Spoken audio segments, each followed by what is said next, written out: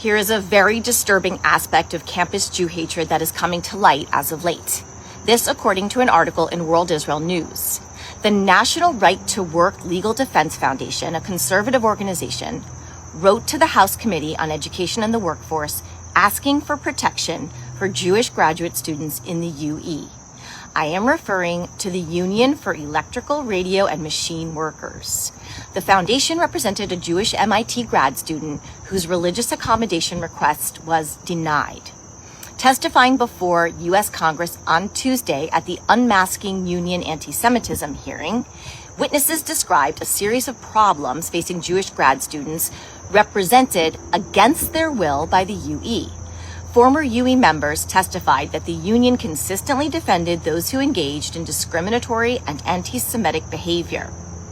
Experts stated that, quote, anti-Semitism runs rampant in campus labor unions, trapping Jews in exploitative and non-consensual relationships with union bosses who spend their compulsory membership dues on political activities which promote hatred of their identity and the destruction of the Jewish homeland.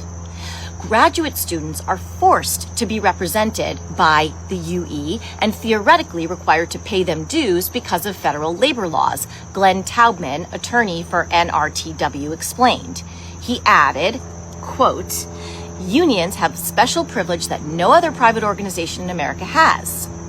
And that is the power to impose their representation on people who don't want it and then mandate that they pay dues because they represent you. That is the most un-American thing that I can imagine, end quote. At MIT in August, union officers aided a riotous mob which illegally occupied a section of campus with a Gaza Solidarity encampment, both participating and denying access to campus buildings.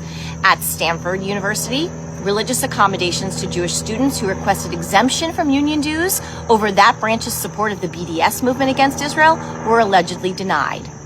And at Cornell, UE was accused of denying religious exemptions and forcing an intrusive questionnaire which probed Jewish students for legally irrelevant information. Taken directly from the UE website, quote, starting with the UE 53rd Convention in 1988, delegates to UE conventions have adopted resolutions opposing the Israeli occupation of the West Bank and Gaza, supporting the human rights of Palestinians, opposing the one-sided policy by which the U.S. government funds and arms the Israeli government, and calling for negotiations toward a just and peaceful solution to this long-standing conflict. I ask you, what the hell does a union for electrical, radio, and machine workers in the USA have to do with Israel? This is anti-Semitism, pure and simple.